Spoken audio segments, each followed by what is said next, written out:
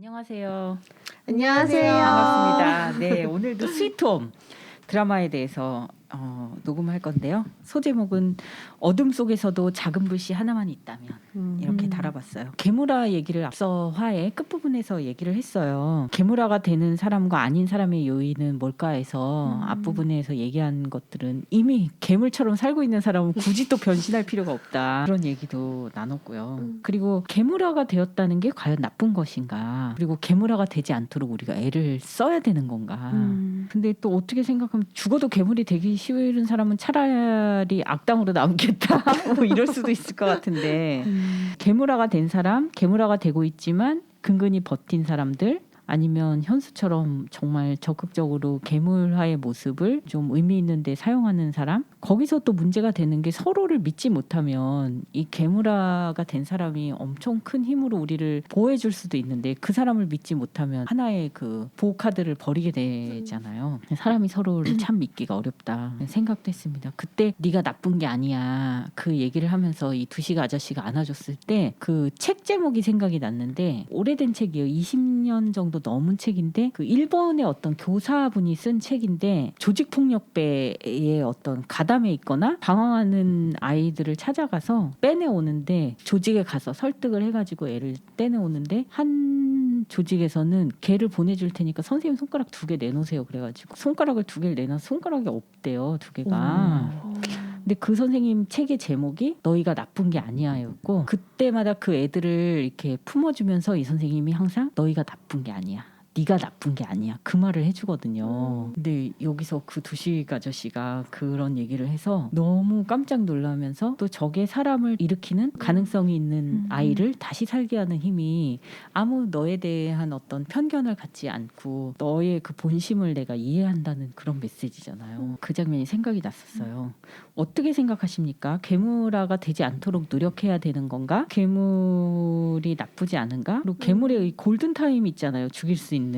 그걸 왜 두었을까? 그런 것들에 대한 얘기 좀 나눠볼게요. 괴물이 된다는 것에 대한 우리들의 생각. 저는 이런 부분들 얘기하면 늘 무의식에 대한 측면이 생각을 하게 되는 것 같아요. 왜냐하면 무의식이라고 하는 거는 우리 안에서 떼어낼 수 없는 우리의 한 부분인데 감춰져 있는 영역이기 때문에 엄청 신비롭기도 하고 또 무섭기도 한 부분이거든요. 그렇지만 이 무의식 이거를 떼어놓는다면 할 수 없겠죠. 죽은 사람이죠. 무의식이 없는 사람은 또 죽은 사람이라고 할 수 있겠는데 어떻게 보면은 괴물화가 된다는 거는 결국 무의식에 먹혔다고도 볼 수 있기 때문에 그것 자체로도 사실 행복한 건 아니고 그 내 안에 있는 괴물을 달래면서 결국은 내 안에서 공존시켜서 그냥 잘 가는 방법 이게 제일 건강한 거가 아닌가라는 생각을 좀 하게 되는 것 같아요. 외형적으로 괴물로 변하든지 그게 내 안에 있는데 내가 알아차린 괴물이든지 어쨌거나 그건 나의 일부기 때문에 잘 가야 된다 이런 뜻을 이해하면 될까요? 네, 그러니까 왜냐면 모든 사람들이 다 괴물이 될 수 있는 가능성을 가능성. 그 드라마에선 갖고 있잖아요. 그래서 되게 무서운 거잖아요. 예고 없이 찾아드는 코피. 네, 맞아요. 코피가 제일 무서워졌어요. 그 뒤로.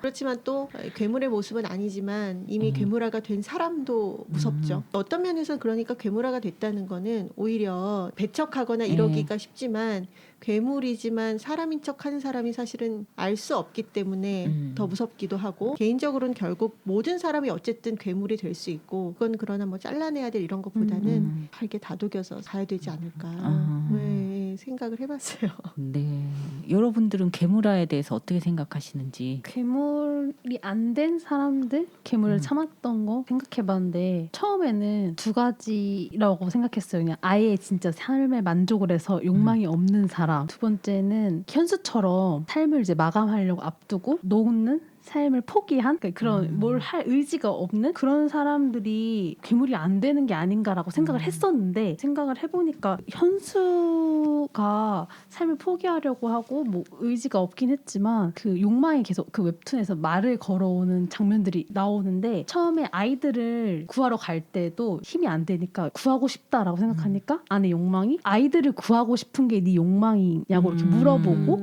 또 하고 이제 나중에 계속 가족들하고 같이 여행을 갔다 있다가 뭐 사고가 나고 그냥 일상생활에서 깨어나는 그런 모습도 보여주고 현수가 원래 죽기 전에 그 애니메이션 영화를 보고 싶어 했던 것에서 그 영화를 보는 모습도 보여주고 하는데 그럴 때마다 현수가 깨어났던 게 스스로 처음엔 깨어났지 점점 잠식해 가면서는 막 지수가 깨우기도 하고 웹툰에서는 그 편성욱이 때려서 이렇게 막 깨우기도 하고 옆에 주위 사람들이 깨웠단 말이에요. 그리고 막 그런 지수와의 관계와 그런 것들 생각하면서 깨어난 것들이 있어서 아마 이게 욕망은 다 갖고 있는데 욕망에 휘둘리는 사람이 있고 그 욕망의 삶에서 흔들리지 않는 사람이 있는데 그 흔들리지 않는 사람들 주위에 사람들이 있었던 게 아닌가. 그거를 잡아줄 수 있는 그런 사람들로 인해서 현수가 또 그 많은 사람들이 잡아주고 믿어줬기 때문에 버틸 수 있었던 게 또 아닐까. 본인 자체도 휘둘리지 않는 쪽으로 잡고 있었고 주위 사람들도 같이 잡아줬기 때문에 좀 버틸 수 있었던 게 아닐까라는 생각이 들긴 하더라고요.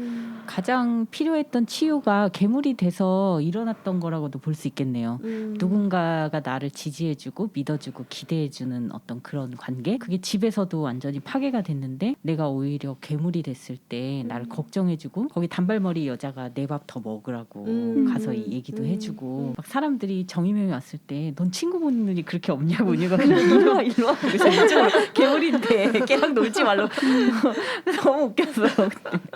거기서 이제 치유를 받는 거네요. 괴물이지만 그 사랑을 통해서. 괴물이라는 게 앞서도 얘기했지만 억눌러진 욕망의 표현인 것 같고 현수가 괴물화를 견뎌낼 수 있었던 이유는 처음에 괴물화가 일어나기 시작했을 땐 그것밖에 표현할 방법이 없었어요.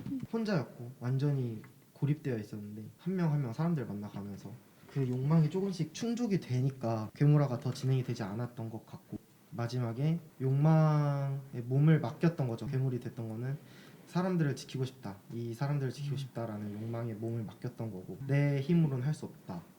분노에 잠식됐던 것 같은데 거기서 또 다시 사람으로 돌아오잖아요. 완전히 괴물화가 되던 도중에 사람으로 돌아온 것은 그것 또한 욕망을 인정받고 싶고 위로받고 싶은 그 욕망을 두식 아저씨가 그래서 안아주고 너 잘못이 아니야 괜찮아 라고 달래줌으로써 그게 채워졌기 때문에 채워질 때마다 다시 돌아오게 되는 게 아닌가 라는 생각을 좀 하게 된 것 같아요. 어떻게 보면 뭐 괴물화가 되는 게 좋을까 안 좋을까에 보다도 괴물화에 대해서 우리가 보는 그 주변 사람들이나 내 자신이 보는 시각과 태도가 중요한 것 같다는 생각이 들었어요. 왜냐하면 보이는 게 다가 아니니까. 이게 네 잘못이 아니야. 그 장면이 갑자기 또 생각났어요. 굿윌 헌팅에서 이건 너의 잘못이 아니야. It's not your fault 막 그러면서 막 안아주잖아요. 선생님이. 거기서도 안아주죠. 맞아요. 그 장면이랑 또 겹치네요. 진짜. 그걸 이제 어떻게 이 괴물을 어떻게 보느냐. 그리고 거기서 사람들이 이제 현수를 버릴 거냐 안 버릴 거냐 투표할 때 거기서 또 많은 내용이 내가 또 괴물이 될 수도 있다는 가능성이 있다는 게 두려워서도 있지만 나에 대해서 자각하면 할수록 상대에 대해서도 너무 함부로 할 수 없을 것 같아요. 원래는 나는 괴물이 아니고 괴물이 되지 않을 것이다라고 생각하기 때문에 괴물을 쉽게 배척할 수 있는데 내 안에 그런 괴물이 있다는 거를 알거나 이제 커피를 한번 보면 이제 완전히 세상이 달리 보이고 사람들도 달리 대할 수밖에 없는. 신뢰를 한다는 게 너무 어려울 것 같아요. 이 사람이 나를 해치지 않을 것이고 내가 품으면 그 인간적인 면이 살 수도 있다라는. 대체로 그 인간의 기대를 받았던 괴물들은 완전히 파괴되지 않지 않아요? 근데 선입견 때문에 네. 파괴되는 되게 착하지만 파괴된 괴물도 있었잖아요. 영수를 구해줬던 괴물 같은데. 너무 슬펐던 것 네. 같아요. 근데 영수 말이 맞을 수도 있을 것 같아요. 아버지일지도 모르는데 왜 죽이려고 하냐고. 아이들은 동물과 같은 또 직관이 있잖아요. 그래서 그 느낌이 이제 왠지 이렇게까지 도와준 건 아버지일지도 모른다는 그런 생각을 했는데 무조건 버려버리는. 그 영화는 모든 영화들이 그렇지만 우리가 딱 가지고 있는 뭐 선입견과 같은 내가 갇혀 있는 차원을 계속 깨야 되는 게 성장인 것 같아요. 왜냐하면 되게 이분법적으로 괴물화되는 건 나빠, 괴물은 위험해, 뭐 이런 복수해야 거에서부터 돼. 복수해야 돼 이렇게 이런 거에서부터 괴물이 아니지만 사람도 괴물보다 더 못할 수도 있구나. 와 괴물이지만 그러나 또 얘는 다르네. 음. 이런 상처가 있고 이렇게 보듬어줘야 되는구나. 이런 부분들을 그 인물들이 굉장히 많은 갈등을 통해서 시행착오도 하고 그러면서 결국은 이렇게 차원을 깨나가거든요. 그래서 이제 나중에 시각 자체가 이제 완전히 바뀌죠. 사람 대 뭐 괴물 이게 아니라 되게 여러 차원의 부분들을 이해해야 되는 그래서 생존해야 되는 어떻게 보면 그런 괴물과 괴물화를 통해서 뭐 우리가 맞닥뜨린 어려움을 통해서 어떻게 우리의 의식이 또 성장하고 팽창하는지 그래서 어떤 사람들을 받아들이고 나를 받아들이는 태도가 어떻게 변해가는지 그런 걸 또 보여주는 드라마였다고 생각이 들어요. 그 짧은 한 달여의 기간이잖아요. 음. 8월에 시작돼서 9월에 끝나는 2020년에 코로나 같은 더 큰 괴물이 있을 줄 모르고 제작했던 거기서 그 짧은 기간에 같이 숙식을 같이 하면서 성장하는 사람들의 성장 얘기도 들어 있었던 것 같고 그리고 그 괴물들의 성장을 품을 수 있는 그 두 어른들 죽음을 두려워하지 않는 정말 더 이상 잃을 게 없다고 생각하는 그런 분들의 어떤 희생과 생명을 통한 가르침 때문에 그렇게 됐던 것 같아요. 성장한 사람들이 이제 편상욱 씨도 단순 그 승질 더러운 청부업자에서 원래도 이제 인간미가 있었던 사람이었던 것 같긴 하지만 그리고 정재현도 약간 신의 아들에서 사람의 아들이 된 것 같은 약간 그렇지만 그래서 진정한 완전한 정말 하나님의 아들이 되는 그런 느낌이었고 은유도 그냥 완전 그냥 입에서 독이 나오다가 사람을 살리는 독서를 품는 캐릭터로 변하고 한다면 하는 남자라고 썼는데 인물 이름이 정확히 생각 안 나는데 그 사람이 나중에 그 희생하게 되고 처음에는 괴물 없애자고 하고 정말 자기와 한 번만 생각하던 그런 사람이었는데 결국에는 희생을 통해서 다른 사람을 살리는 사람으로 성장하게 되는 내용이 있고 편상욱 씨도 그렇죠. 나중에는 유리 씨 살리려고 나갔다가 그래서 그분도 그렇게 성장했고 어떻게 보면 은혁이도 성장한 거고 현수도 성장한 거죠. 모두가. 그리고 두식 아저씨도 처음에는 별 생각이 없이 살다가 정말 거기 있는 사람들에게 자기 기술과 지식을 도움을 주려고 했고 결국엔 자기 몸을 던진 거고요. 정말 어이없는 아줌마가 노블리스 오블리제를 실천한다면서 그 유치원 원장이 너무 어이없는데 맞아. 그것도 나중에는 딸은 보냈지만 거기 있는 아이들을 자기가 잘 보듬고 여러분들이 보신 성장 포인트 중에 좀 인상적인 포인트 저는 은유의 성장 포인트가 굉장히 인상적이었던 것 같아요. 그러니까 바람 캐릭터라고 막 얘기하더라고. 암을 막 일으키는 캐릭터였다. 초반에는 어제 왜 저래 막 이런 얘기를 들었는데 후반부로 갈수록 누구보다도 그 현수에 갖춰진 그 마음들을 되게 잘 알아봐주는 인물로 이렇게 변화되잖아요. 현수가 되게 불쌍했던 게 괴물이 돼서 사람들이 얘를 되게 배척하면서도 괴물이 힘이 필요하기 때문에 얘를 또 이용하기도 하잖아요. 그러니까 그게 되게 좀 슬펐거든요. 그런 지점을 먼저 알아봐준 게 은유였는데 아마 제 생각에는 그런 모습에서 자신의 상처를 그 아이를 통해서 봤기 때문에 보듬어주고 싶지 않았을까. 그래서 성장은 이제 다른 타인에 대한 관심을 가질 때부터 또 일어나는 게 아닌가. 그러니까 내 상처만 생각하고 나만 이렇게 하는 게 아니라 거기에 벗어나서 저 사람도 저런 상처가 있구나. 이런 부분들을 보고 거기에서 연결감을 가질 때 그리고 직접 내가 연결감을 가져서 그래 뭐 나만 힘든 건 아니지 이게 아니라 직접 또 내가 그 사람을 위로할 수 있는 행동으로 옮길 때 결국 그게 또 자기를 치유하고 성장시키는 또 힘이 되지 않나라는 걸 은유를 통해서 저는 생각하게 됐던 것 같아요. 그럼 은혁이도 살아남아야겠다는 생각만 있다가 이 사람 한 사람의 소중함에 대해서 이제 생각해 나가는 좋은 의사가 되고 싶었던 사람인데 그냥 단지 의술만 좋은 게 아니라 각자가 잘 살아나가길 바래서 지수도 살려야 된다고 생각하고 현수에 대해서도 정말 애정을 갖게 되는 그분도 그렇게 성장했던 것 같아요. 근데 여기서 대비가 되는 게 성장과 욕망인 것 같아요. 욕망에 사로잡히면 성장할 수도 없고 괴물화를 멈출 수도 없고 괴물이 아닌데도 괴물처럼 살아야 되는 그런 부분이 있겠네요. 욕망이 괴물화가 되는 게 삶에서 도피를 하는 것 같다는 생각이 들었거든요. 사람들이 욕망을 가지고 있는데 그 욕망이 계속 말을 걸으면서 이거를 실현시켜주고 그 안에서 실현되는 가상의 현실처럼 보여주는 게 현실 세계는 팍팍하고 힘드니까 이겨낼 수 없으니까 도피하는 것 같은데 되게 현실 세계에서도 도피를 많이 하잖아요. 그냥 혼자 기코모리처럼 있다든지 게임이라든지 여러 가지가 있을 수 있는데 그런 자기를 도피시키는 게 그 욕망으로 인해 괴물화된 모습이 아닐까라는 생각이 그래서 그거를 맞서 싸워서 이겨낸 사람만이 성장을 하고 아닌 사람은 그냥 도피해서 자기만의 공간에서 그렇게 살아가는 게 아닐까라는 생각이 드네요. 내가 이런 것 때문에 굉장히 외롭고 힘들고 죽을 만큼 아프구나 그런 거랑 마주할 수 있는 사람은 그나마 그것들을 좀 핸들링하고 내 속에서 그게 올라올 때마다 아 내가 너무 힘들고 괴롭구나 그걸 이제 좀 잘 소화해내고 이겨낼 수 있으면 더 이제 좋을 것 같다는 욕망이 또 그래서 되게 네. 무서운 게 너는 그거 못 실현하잖아. 내가 실현시켜줄게. 뭐 이런 정말 되게 달콤한 유혹인 것 같아요. 왜냐하면 그 무의식적 힘은 엄청 사실 되게 강하거든요. 괴물화의 내용 딱 맞아요. 뭐 차에 깔린 애를 살리려고 차를 들었다 뭐 이런 내용이 심리학적으로 진짜 무의식적으로부터 나오는 엄청난 힘이라고 이제 설명을 하는데 그 무의식은 이 개인이 그거를 실현할 수 없다고 생각할 때 더 달콤하게 너는 할 수 없으니까 내 힘으로 해야 돼 이렇게 하는데 그것과 대비되는 게 그래서 희생인 것 같아요. 왜냐하면 정재현이란 인물은 괴물이 되지 않아도 그냥 인간의 그 나약한 힘만으로도 그냥 경비 아저씨 괴물을 본인이 이제 처단하고 희생했잖아요.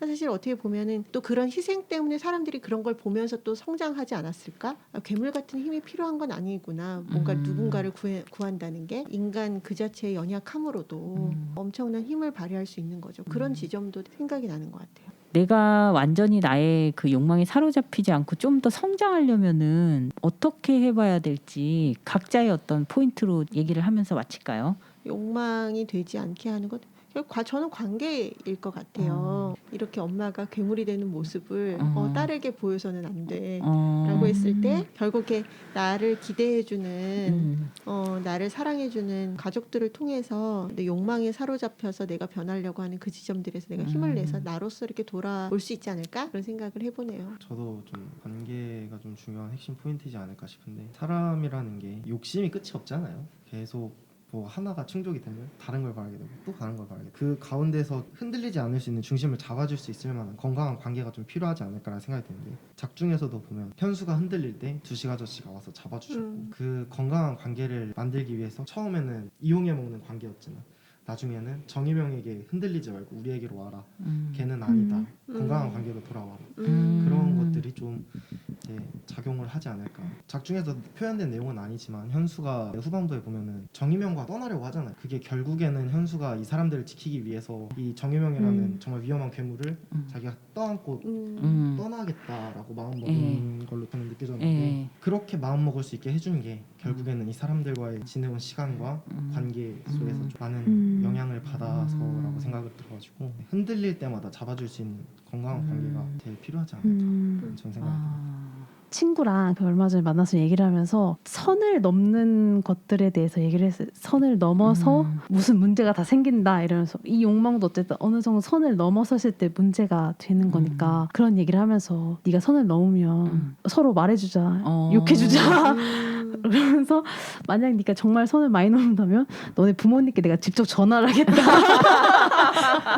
정신 차리게 그런 얘기도 하고 사실 병원 동기들끼리도 얘기하거든요. 네가 혹시 후배들한테 정말 심한 말을 한다거나 그렇게 갈 것 같으면 뒤에서 뒤통수를 쳐주겠다 이런 얘기를 하면서 미리 다 얘기하는 거죠. 나를 잡아달라라고 여러 이렇게 잡아주기로 약속한 친구들이 있어서 그걸로 인해서 욕망이 크게 발현되는 걸 막을 수 있지 않을까?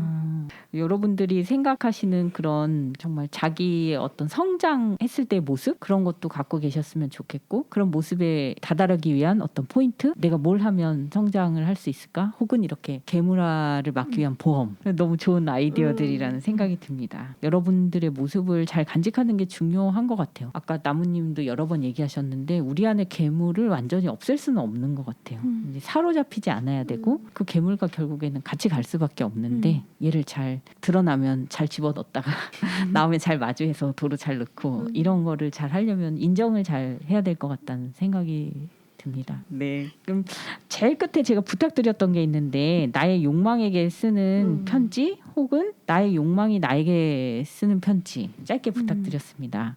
네. 욕망아 너는 내 안에 있으면서도 나보다 커져서 나를 장악하고 싶을 때가 있지? 그런데 너는 내 안에 있을 때 가장 안전한 에너지가 될 거야. 거기 있어. 저는 원래 쓰진 않았는데 계속 방송하면서 생각이 났어요. 욕망아, 나를 봐. 똑바로 봐. 이렇게 말을 해주고 싶네요. 네. 저는 제 욕망이 저한테 하는 말이에요. 어떻게 보면 저한테 경고일 수 있는데, 진이야, 너의 욕망이 자라고 있는 모습이 보이는구나. 아직 내가 너에게 본격적으로 나타나진 않았지만 이대로만 가준다면 곧 내가 너희 앞에 모습을 드러내고 너를 밀어내고 너의 삶을 내가 살아갈 수 있겠구나. 숨기려고 애쓰지만 너에게도 많은 욕망이 있어. 내 경험으로는 많은 사람들이 나이를 들어가면서 다른 이들과 비교하는 게 늘어가고 본인의 처지를 비관하게 되지. 겉으로 보여지는 행복에 애쓰고 말이야. 그렇게 네가 된다면 우린 곧 만나게 될 거야. 기대할게. 저는 좀 생각을 좀 많이 했는데 그냥 드는 생각이 정말 타인에게 피해를 끼치고 싶지 않다라는 게 너의 욕망일까라는 질문을 저한테 던져올 것 같아요. 정말 너가 원하는 게 뭐냐? 너가 지금 스스로 자각하고 있진 못하지만 너 안에 정말 너가 이루지 못한 바라는 건 뭐냐? 그걸 내가 해줄 테니 몸을 맡겨라. 그런 모습으로 좀 괴물화가 진행되지 않을까 그런 생각이 들었습니다. 괴물과 욕망의 실체를 명확히 알고 있다는 점에 있어서 이 전투 태세가 잘 갖춰진 것으로 보입니다. 우리의 싸움은 계속된다. To be continued. 네. 아, 오늘 수고 너무 많으셨고요. 네, 마지막 마무리 멘트 짧게 한마디씩 하고 이 스위트홈 편을 종결 짓도록 하겠습니다. 보이는 것이 전부가 아닙니다. 선을 지킵시다. 욕망은 깨닫지 못하지만 어느 순간 이미 올라와 있다는 사실 자각하시길 바랍니다. 감사합니다. 함께해서 정말 많은 생각들을 할 수 있었던 시리즈였던 것 같아요. 곧 또 만나겠습니다. 안녕히 계세요. 안녕히 계세요.